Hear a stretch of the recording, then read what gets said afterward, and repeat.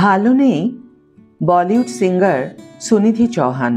কলকাতাবাসীদের জন্য বড় দুঃসংবাদ শোনালেন গায়িকা।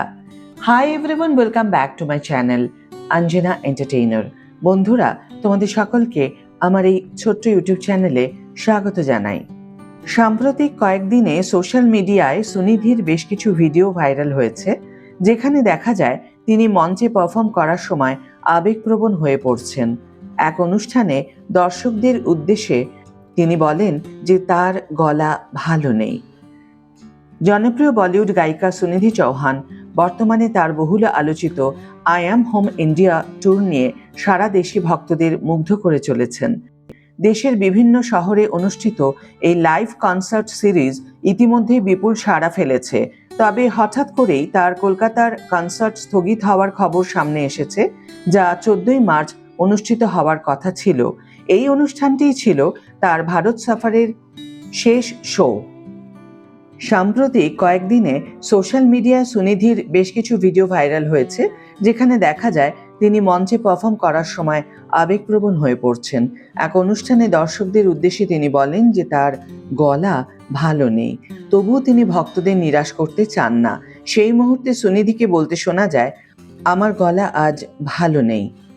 যদি কোথাও একটু খারাপ শোনায় তার জন্য আগে থেকেই ক্ষমা চাইছি, কিন্তু আমি আপনাদের জন্য গান গাইতেই চাই। এই ঘটনার কয়েকদিন পরেই গায়িকা নিজেই সোশ্যাল মিডিয়ায় একটি অফিসিয়াল বিবৃতি প্রকাশ করেন। সেখানে তিনি জানান, গুরুতর গলার সংক্রমণের কারণে চিকিৎসকের পরামর্শ অনুযায়ী তাকে কিছুদিন সম্পূর্ণ কণ্ঠস্বর বিশ্রাম নিতে হবে। তাই বাধ্য হয়েই কলকাতার নির্ধারিত কনসার্টটি পিছিয়ে দিতে হয়েছে। তার বিবৃতিতে তিনি লিখেছেন, প্রিয় কলকাতা, আপনারা অনেকেই হয়তো লখনৌতে আমার শেষ অনুষ্ঠানের কিছু ক্লিপ দেখেছেন।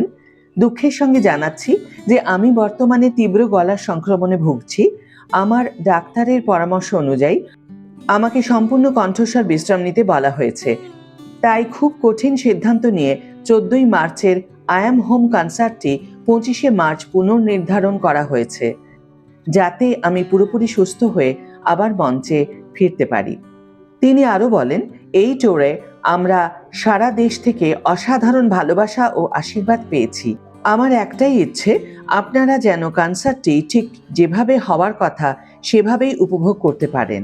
ভক্তদের ধৈর্য এবং সমর্থনের জন্য কৃতজ্ঞতা জানিয়ে সুনিধি আরও লিখেছেন, এই পরিবর্তনটি বুঝে নেওয়ার জন্য এবং আমাকে সমর্থন করার জন্য আমি সকলের কাছে কৃতজ্ঞ। আপনাদের জানাতে চাই, আগে কেনা টিকিটগুলি নতুন তারিখেও বৈধ থাকবে। আজকের ভিডিও এখানেই শেষ করছি বন্ধুরা। ভিডিওটি যদি ভালো লেগে থাকে তাহলে অবশ্যই একটি ছোট্ট করে লাইক দিও, শেয়ার করো বন্ধুদের সাথে, কমেন্ট করে জানিও তোমাদের মতামত। যারা এখন আমার চ্যানেলটিকে সাবস্ক্রাইব করোনি তারা অবশ্যই চ্যানেলটিকে সাবস্ক্রাইব করে আমার পাশে থেকো, আর যারা অলরেডি সাবস্ক্রাইব করে দিয়েছো তাদের জন্য আমার অনেক ভালোবাসা এবং অনেক ধন্যবাদ। আজ তাহলে বিদায় বন্ধু, দেখা হবে পরের ভিডিওতে। ভালো থেকো, সুস্থ থেকো, সঙ্গে থেকো।